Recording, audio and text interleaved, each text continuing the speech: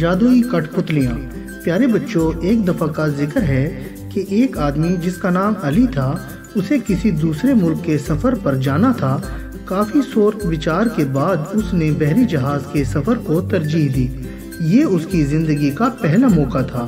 اس سے پہلے اس نے کبھی بھی بحری جہاز کا سفر نہیں کیا تھا۔ سفر کے بارے میں مختلف خیالات اس کے ذہن میں آ رہے تھے۔ آخر کار وہ دن بھی آ ہی گیا جب اس نے بحری جہاز پر سوار ہونا تھا۔ وہ خوشی خوشی بندرگاہ پہنچا اور سفر کا آغاز شروع کیا۔ جہاز میں اس کی ملاقات ایک شخص سے ہوئی جو بہت خوبصورت اور باتونی تھا۔ علی اس کی باتوں سے لطف اندوز ہونے لگا۔ اس شخص نے اپنا تعارف کرواتے ہوئے کہا، میرا نام زین ہے، کیا میں تمہارا نام پوچھ سکتا ہوں؟ علی نے زین کو اپنا نام بتایا اور پھر دونوں ادھر ادھر کی باتیں کرنے لگے۔ علی نے پوچھا، آپ کس سلسلے میں سفر کر رہے ہیں؟ زین بولا، میں دراصل پتلیوں کے کرتب دکھانے کا ماہر ہوں اور اسی لیے اکثر ایک شہر سے دوسرے شہر اور کبھی ایک ملک سے دوسرے ملک اپنے پتلیوں کے کرتب دکھانے کے لیے سفر کرتا رہتا ہوں۔ علی کو جب معلوم ہوا کہ زین ایک ماہر پتلی باز ہے تو وہ بہت خوش ہوا اور اس سے پتلیوں کے بارے میں باتیں کرنے لگا۔ زین نے علی کو ایک بہت ہی دلچسپ واقعہ سنایا۔ ہوا یوں کہ ایک مرتبہ زین کے دل میں خیال آیا کہ کاش اس کی بنائی ہوئی پتلیاں محض پتلیاں نہ ہوتیں جو اس کے اشاروں پر حرکت کرتی تھیں، بلکہ وہ جیتی جاگتی خود حرکت کرتی، لیکن یہ تو ممکن نہ تھا۔ وقت گزرتا گیا اور زین کا خیال بجائے ختم ہونے کے اس کے دل میں جگہ بناتا گیا۔ اور پھر ایسا ہوا کہ ایک روز زین اپنی پتلی کا تماشا دکھانے کی غرض سے کسی دوسرے شہر گیا۔ وہاں اسے پتلی کا تماشا دیکھنے والوں میں ایک جادوگر بھی آ پہنچا۔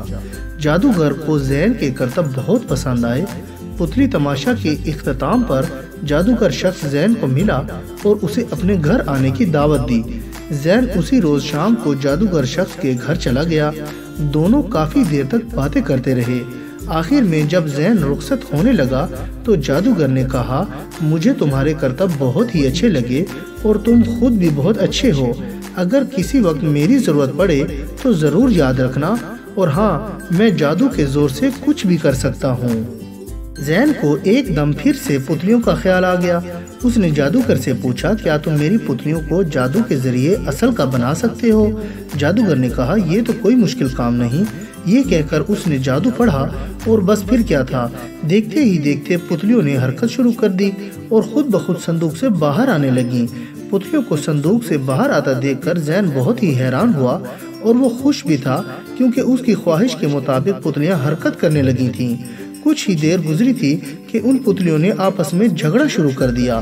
ایک بولی، تم سب مجھے اپنی سردار تسلیم کر لو کیونکہ تماشا گاہ میں میں ہی ملکہ کا کردار ادا کرتی ہوں۔ دوسری نے کہا، نہیں نہیں، میں تمہاری سردار ہوں کیونکہ تماشا گاہ میں میرا کردار ملکہ سے زیادہ اہم ہے۔ ایک اور پتلی نے اس کی بات بھی کاٹتے ہوئے کہا، تم سب کو چاہیے کہ مجھے سب سے بڑھ کر سمجھو کیونکہ تماشا گاہ میں میرے کردار کے بغیر تو سب بیکار ہیں۔ اس کے ساتھ ہی تمام پتلیاں آپس میں لڑ پڑیں اور ایک دوسرے پر چاقو اور خنجر تان لیے۔ یہ ساری صورتحال زین کے لیے بہت ہی پریشان تھی۔ اس کی سمجھ میں نہیں آ رہا تھا کہ اس لڑائی کو کیسے ختم کرے۔ اس نے لڑائی ختم کرانے کے لیے جادوگر کو کہنا چاہا، لیکن وہ تو کب کا وہاں سے غائب ہو چکا تھا۔ زین کو جادوگر پر بہت غصہ آیا۔ اس نے غصے کی حالت میں زور سے مکہ لہرایا تو اس کا ہاتھ دیوار سے جا ٹکرایا۔ اس کے ساتھ ہی ایک شدید درد کی لہر اس کے جسم میں بھر گئی۔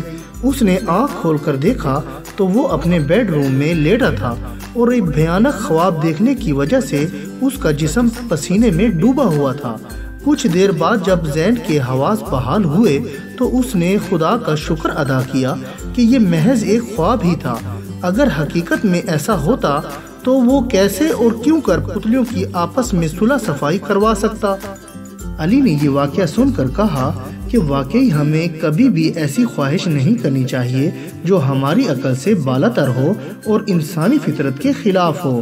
اس کے ساتھ ہی ان کا یہ خوبصورت سفر ختم ہوا اور وہ ایک دوسرے کو خدا حافظ کہہ کر اپنی اپنی منزل کی طرف چل دیے۔ اور بچوں، میں امید کرتا ہوں کہ آپ کو میری یہ کہانی پسند آئی ہوگی۔ اور آپ اس کو لائک، شیئر اور کمنٹس بھی کریں گے۔ اور سب سے ضروری بات یہ ہے کہ آپ میرے اس چینل کو سبسکرائب کرنا نہ بھولیے گا، اس سے آپ کو میری نئی کہانیوں کا بھی پتہ چلتا رہے گا۔ اور اب میں اجازت چاہتا ہوں، اپنا بہت خیال رکھیے گا۔ اللہ حافظ۔